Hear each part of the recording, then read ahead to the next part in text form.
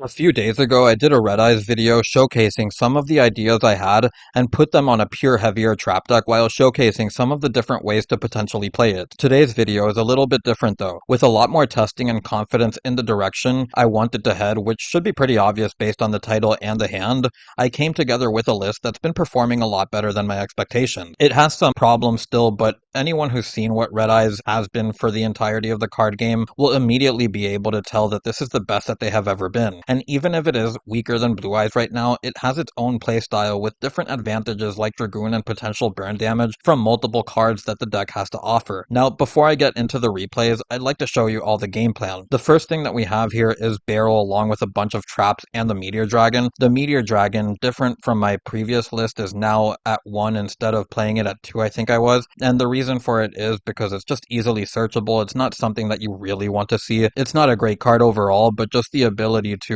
have a free extender plus something that you can special summon off of Red Eye's Soul and then get a follow-up Red Eye's fusion with is just really nice. Going to use the effective load here, and then we're going to get ourselves the copy of the Drill Beam. Now, we'll send away the copy of Red Eyes from our deck to special summon out the Meteor, and then instead of going into the Silver, we're going to go directly into the Spheres, and this is where, yeah, the Red Eyes deck might be a little bit weaker than Blue Eyes because Blue Eyes can end on the Drill Beam along with the Blue Eyes Vanilla, while the Red Eyes deck kind of has to go directly into the Spheres unless you play a copy of Blue Eyes, which I chose not to because I felt that getting into your engine for how this deck works was as important because we play so many trap cards meant to interact with our opponent. I didn't feel the need to play that one copy of Blue Eyes and increase the number of bricks that we were playing. So we're going to use the effect of the load here to bring back our Red Eyes. We'll then be able to set 4. Now, this replay here, we're going against Ryziel Fiendsmith, and my opponent didn't really open the greatest. You'll notice that their hand kind of loses to Ash here. Unlike my previous hand where I showcased the Barrel along with the Psalms, we do have the Black Metal, which I understand can be kind of contradictory at times. Not something that you really want to go through there, but I just felt that you're not always going to have these two cards. Sometimes you might have Barrel, the ability to play through cards like Talons and Thrust, while being able to set it and reinforce your boards was overall more important to me. So we're going to continue here by using the Ash on the Requiem, and this will effectively end their turn. So from here, we're going to get a draw, and this draw ends up being really important, as you'll see momentarily, but our opponent is going to Charmy us, as we're then going to go into our Spirit. Our opponent will get a draw, and the reason that I didn't draw the Charmy off the rip was because I just didn't expect them to have a Bestial. You will see that we are going to use it as we get a couple searches here off the Black Metal and the Spirit, which get us the Mausoleum and the Meteor. So we're going to use the effect of the Meteor now in order to special summon it, special summon out the Red Eyes. At this point I was going for game, but my opponent did have the 1 Magna Hut, as we're then going to watch our Black Metal get banished. Our opponent will then end up having the ability to get that end phase search, and this is ultimately what led me want to use the Droll when they end up drawing momentarily from me going into the extra deck as we go into main phase 2, go into the Underworld Goddess. This was another reason why I felt the Droll was appropriate, being able to go into the Caesar, have my Psalms in hand, and potentially have 3 interactions with my opponent with a Red Eyes on board to apply a little bit of extra pressure with that 2400 attack felt worth it. But we're going to just Fiendsmith combo here, go into our Necro Equip. We'll then be able to use the effect of Engraver, bringing itself back so that we can go into the Caesar. And then from here, we'll set the Psalms and we'll pass on to our opponent. So our opponent is going to end up top decking the Imperm for the Caesar, which is just an unlucky break for us, but at the same time, they don't have the greatest hand. They're going to end up using the copy of Engraver for the Tractus. Use the effect of Tractus here as they're going to get the Lacrima, pitching themselves one of their Ryziels.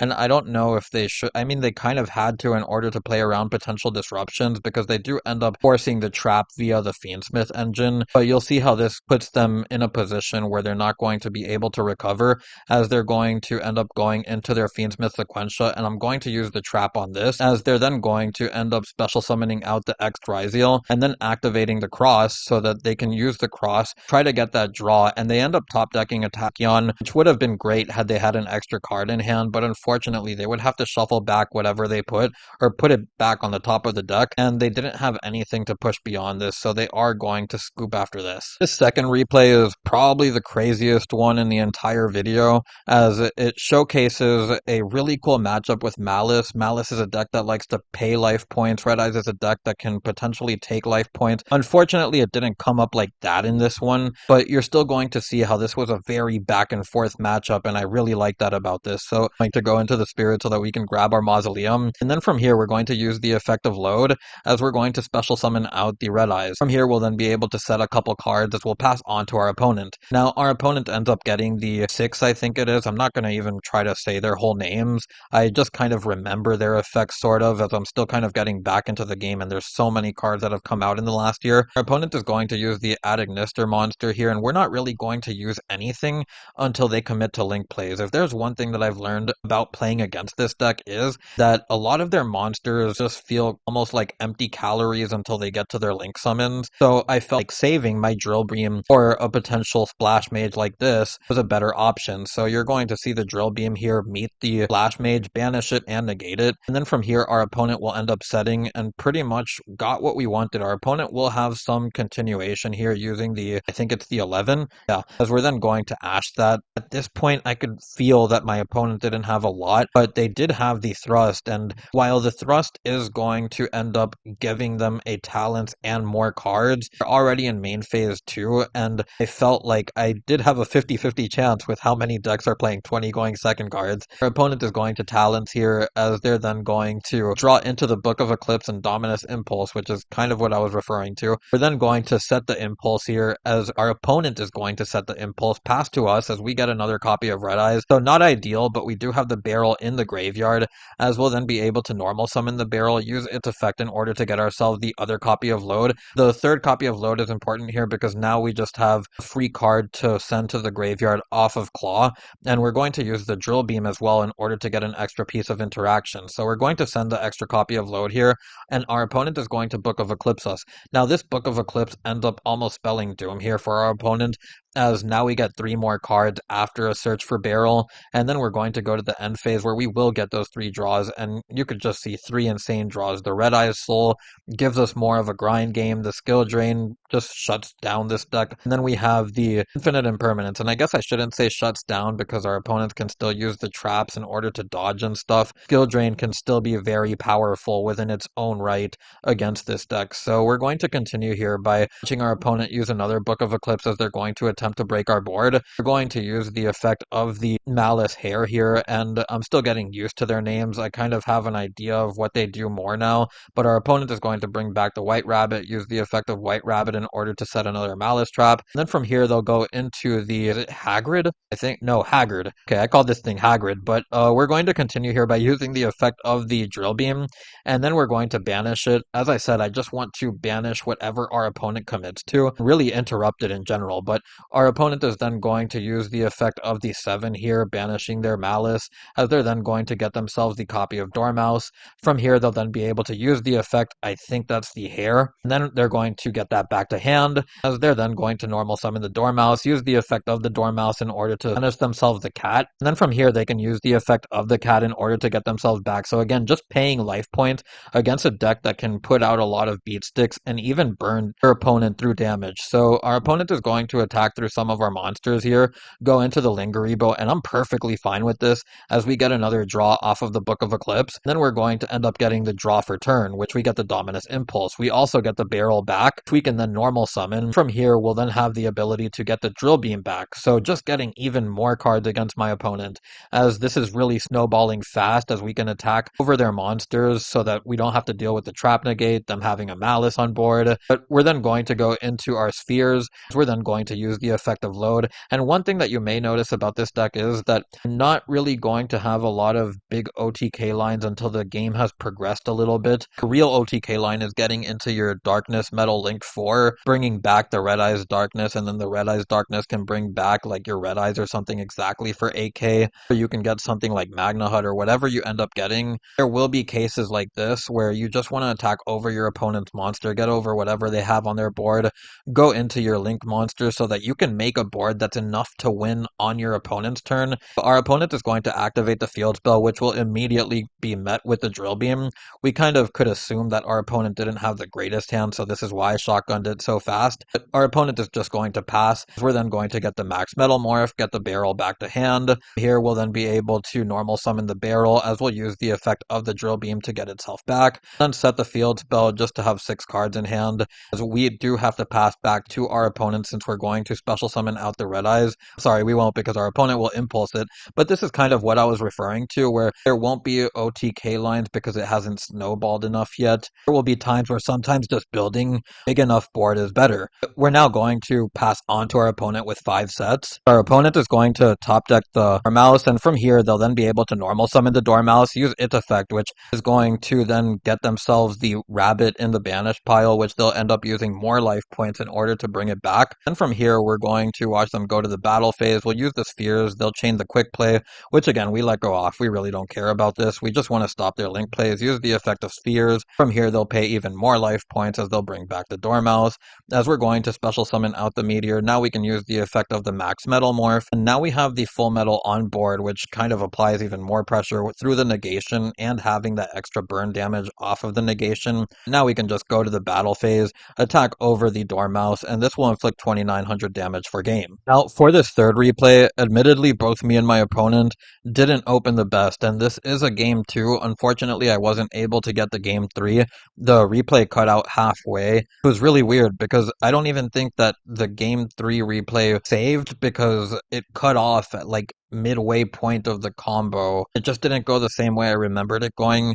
I don't know, something happened with that replay. I'm not trying to hide any losses. I did lose that one to a lightning storm, but I just wasn't able to get it, which was pretty unfortunate. We're going to use the Lancia here, and you see that this was crazy that we even reached to game 3. It was really because they had that Ash and Ogre. I didn't have a way to really play beyond any of this, and I felt that actually maybe I should have Talanced away one of the hand traps instead of using Talents on their consistency cards, but to me what was most important was stopping them from playing, and I felt like if I could keep us with no engine cards going, with me having more card advantage, I felt I was in a better position. But unfortunately, I was wrong. I'm going to attack here with the barrel, set the Metal Morph, go into the Striker Dragon. Our opponent will end up normal summoning the copy of the Adagnister here, along with setting the Malice Trap, attack over the Striker Dragon. From here, they'll then be able to pass, as we'll end up drawing a Mulch Army. And this is another thing that I kind of expected more from my draws. I made the choice to Talents away what I Talenced. So again, maybe the right choice was the Ogre to make sure that the load goes off. To explain some of what my thought process was at the time. But we're going to watch our opponent normal summon the White Rabbit, as they'll then set their trap card. From here, they'll then go into the Hagrid, I think it's called, or the Haggard, then banish a Malice. Again, we don't really have anything that we can do from this point on. We're just watching our opponent. Our opponent is then going to go into the Ransom. They're going to get themselves the copy of the Field Spell. At least I think that's the Field Spell, yeah. And then from here, they'll then end up using the second copy of the Field Spell so that they can get themselves a banish, which they'll end up banishing the cat, use its effect, which will then special summon itself, use the effect of cat in order to get the 2 draws off of banishing the Dormouse, use the effect of Dormouse, which should then special summon itself back. Now they have Talent along Impulse, and again, I don't really have anything for this. I could stop the replay shortly, but out of respect for the opponent, I just kind of want to keep showing and show you guys what ends up happening. My next draw is, as you'll see, I'm just going to watch our opponent go into the Hybris Wicked, special summon out a Malice here. They're going to continue comboing. I still have 1300 life points left, so I'm thinking, what if? But at the same time, our opponent is going to go into their White Binder. Opponent is now going to banish 3 with the White Binder, as they're then going to use the 11, banish away the White Binder to bring out the copy of White Rabbit, now use the effect of White Binder in order to bring itself back, as they continue to pay life points away. If we got any of our burn damage ways, we could have potentially made this a little bit closer. Unfortunately, opponent is going to continue to combo, as now they have access to the Firewall. They can go into the new Code Talker. I think this is new. I don't remember which set this came in. I don't think I was around when this came out, at least for the last year, but I'm going to watch the opponent bring back the White Binder and the Red Ransom, as they'll pass turn on this, and I think we're just going to get another copy of Metal Morph, which, yeah, I think, okay, so I might have still been on multiple copies of Metal Morph in this match. It was shortly after this where I just decided to go 1-1 because I didn't feel that actually seeing these cards help the deck. I felt being able to search them out, our opponent down when you're able to resolve them was a much better way to go about it. This next matchup will feature a matchup against Chimera, and we're going to start here by going first, and you see that we have our old buddy Skill Drain in a 48 card deck, and we see the one of, but going to end up getting the Drill Beam, as our opponent is going to droll us. We really don't care about the droll, as we're just going to use the load, and then we're just going to end up setting 3 and passing to our opponent with the droll in hand. We also have the Lacrima for follow-up, which is just crazy, but our opponent is going to normal summon the Chimera, and here comes the Skill Drain. From here, our opponent is going to try to continue to play around the skill drain, as Chimera with the multiple ways to poly is a way that you can potentially play around skill drain, but we are going to droll here, and this is going to stunt what they can really do here, as they're going to fuse away some of their monsters, and this is what I meant by trying to play around the droll. They're going to go into the Azamina fusion. We will have the copy of the Drill Beam, I think it is, yeah, for the Chimera fusion, and then we're going to end up banishing it as well. Our opponent will then go to the battle phase where they're just going to attack over the red eyes, and from here we have full advantage having the skill drain. We end up seeing Magna Hut, we have the Drill Beam in our graveyard so that we can get over the 2700 beat stick. We can then use the effective load on the main phase too. Again, I'm not summoning Lacrima here or anything because I don't feel like we need to commit to anything. I feel like we have our opponent right where we want them, and our opponent will surrender there. For the penultimate replay, we have a replay against White Forest, and this is a really cool replay because it shows what happens when you go second along with the Red Eyes Soul and having something like the Droll, the Imperm, kind of how this deck can work going first and second, with Skill Drain being a card that great going first, can even work going second, having the ability to potentially negate everything on the field, and with this deck having the ability to bring all the beaters and stuff can be really good. But to watch our opponent use the toy stuff, in which they'll get themselves the continuous spell, the toy box, will use the Droll. From here, our opponent will activate the toy box, get themselves a couple of set toy monsters. We don't really have anything to interact with our opponent, but luckily for us, we'll pass on this, as we did droll them so they can't activate the field spell, and we'll get another copy of Barrel. So we'll activate the Barrel now, and we know that our opponent just has 2 monsters set in their back row, so we're really just going to go off here, as we're going to get ourselves the copy of Drill Beam. Opponent will droll us, which again, fine by me, we really don't care. Use the effect of the Drill Beam in order to get rid of the Diabell Star. I'm really just doing this because we can get the Drill Beam back, also getting rid of their bigger monster. Now we're going to link away into our spheres, use the effective load, which will be able to bring back the Red Eyes, so that we have the normal monster for the Drill Beam. We also have the skill drain that we can set here. From here, we'll then be able to pass on to our opponent, who ends up drawing the copy of the set, and from here they're going to use the reset, sending their toy monster. It's a cool build because you're able to send cards via the Diabell stuff and your White Wood stuff in order to trigger your toy soldier, other toy cards. So I actually really like that about this deck. But from here, we're going to watch our opponent use the toy soldier to bring it back. We're going to skill drain this just so that we can stop all the craziness. From here, our opponent is then going to activate the field spell, as we will drill beam this. Like there was nothing else I would maybe want to drill beam, and maybe they could have the exception into the Azamina spell, but the skill drain made me feel comfortable with that. From here, we're then going to watch our opponent summon the reset. They're going to go into their synchro. They'll being met with the spheres, which will return the synchro. We'll use the spheres now, and our opponent will scoop. Now for the final replay, we have this other deck that came out while I was taking my hiatus, and this is the Tyria Actor. I don't know how to exactly say this. I think we're going to go first in this one, or no, we're actually going to go second, and my opponent does use the effect of the Materia Actor, getting themselves the normal monster, and then they're going to end up using its effect.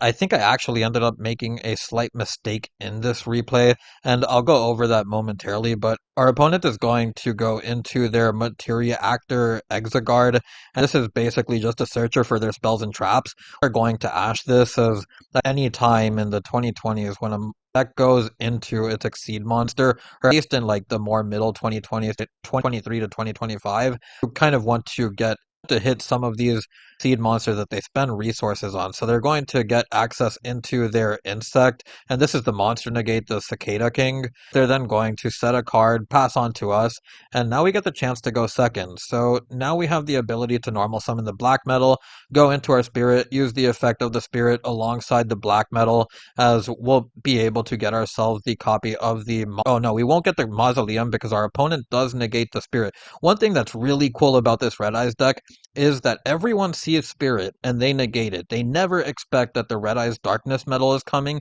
and the minute that the Red Eyes Darkness Metal comes, you can just special summon it out, and then you're able to potentially revive the Black Metal. And hey, if they end up using the effect of their trap in order to negate the Black Metal, that's fine by us, because what it means is that now we can use the 1-for-1 and get the Black Metal anyways, and then link away into our spheres, use the effect of the Black Metal, which will get ourselves the full metal. We can then use the full metal, get ourselves the max metal morph because we have the claw in hand, use the effect of claw. This will give us an extra body so that we can attack over their exceed. We also have the max metal morph in hand. You'll notice that I'm not going to go directly to the full metal because I don't want them to top deck anything crazy, and this is also where I misplayed it. This was the first time I've ever played against the deck, and I didn't know that this was a battle trap. That caught me completely by surprise, being a new battle trap in like 2025. Yeah, but our opponent is going to get the Imperm as a top deck. We're going to use the spheres here, as we're going to target the Cicada King, going to get the Magna Hut just for that follow-up, and then from here we can use the max metal morph. Now, because our opponent has the Imperm, it's pretty easy to tell what's going to happen here, is we can just let them get the trap. At this point, I let them get the trap because I just wanted them to waste it, as we'll get the Magna Hut search for the barrel, and this will really be what snowballs the rest of this match, as now we also have an Imperm. We have the ability to search out a Red Eyes Fusion, as we're going to use the effect of the full metal here. We're going to have the full metal negated here, which, again, it really doesn't matter considering that we're going to have an access to our Red Eyes Fusion. And now we're just going to activate that Red Eyes Fusion, and our opponent has absolutely nothing for it. On top of that, we also have 2 vanilla monsters, which this is where I say about advantages that maybe something like Blue Eyes doesn't have.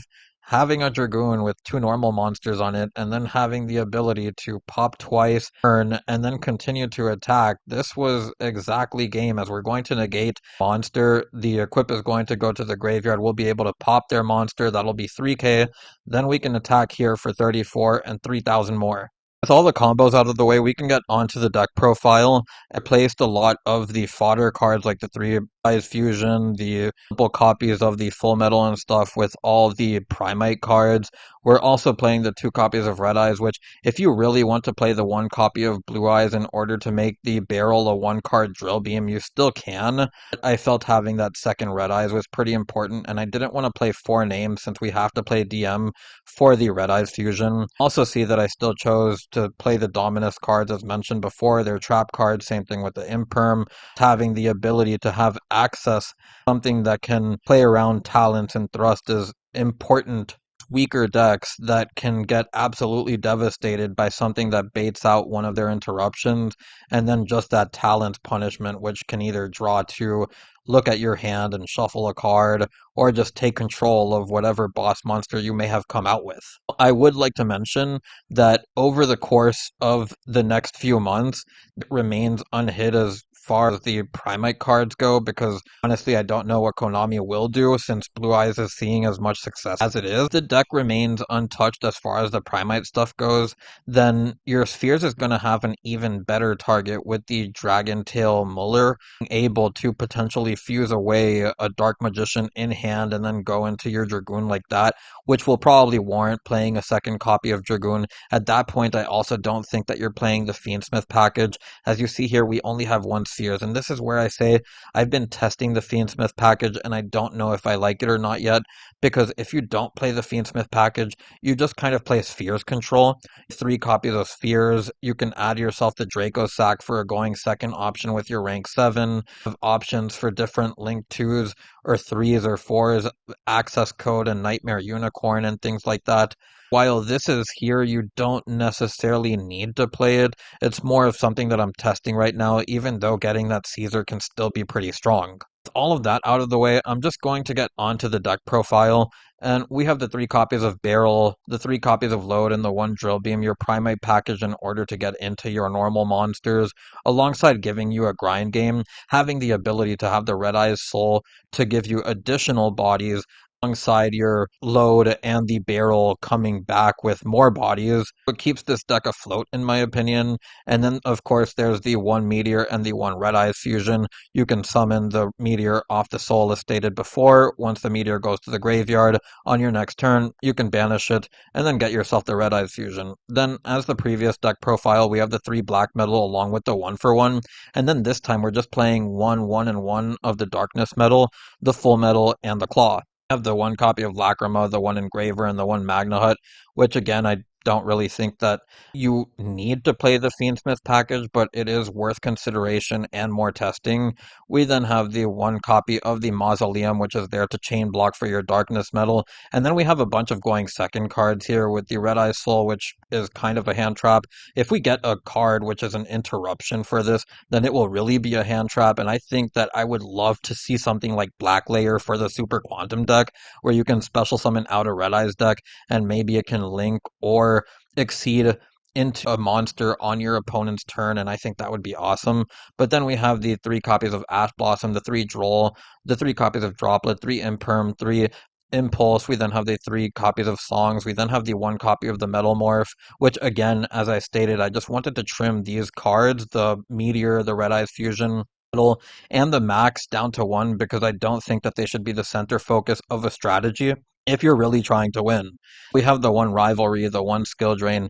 These are just cards that can single-handedly win you games alongside cards like There Can Be Only One and Anti-Spell. When you're playing these cards, you are playing more of a protect the castle strategy, and that's why we play so much back row. Now keep in mind, if you do choose to not play the Fiendsmith stuff and you get that extra deck space, the thing that becomes available is the ability to play Super Poly. With all of that out of the way, I'm going to get onto the extra deck when we have the 1 Darkness, the 1 copy of the Triple Burst. This is here to link up into the Darkness. Then the 1 Close, the 1 copy of SP, the 1 copy of Mask, the 1 copy of Spheres. We then have the 1 copy of Sequentia, the 1 copy of Spirit. We then have the 1 copy of Striker, the 1 copy of Requiem. We then have the 1 copy of Darkness Metal, the 1 copy of Caesar, the 1 copy of the Desiree. We then have the 1 Dragoon, and the 1 Necroquip to round out the main deck. On the side deck, we have the 1 Draco Sack, the 3 copies of Nib, the 3 Lancia, the 3 Molcharmi. Then we have the 2 copies of the Lightning Storm, the 1 copy of the Harpies, the 1 copy of Anti-Spell, and the 1 copy of There Can Be Only One. But for everyone who's made it this far into the video, I thank you all so much for watching, and I hope you enjoyed. If you have any comments or suggestions, feel free to leave them down below. It's Bones, signing out.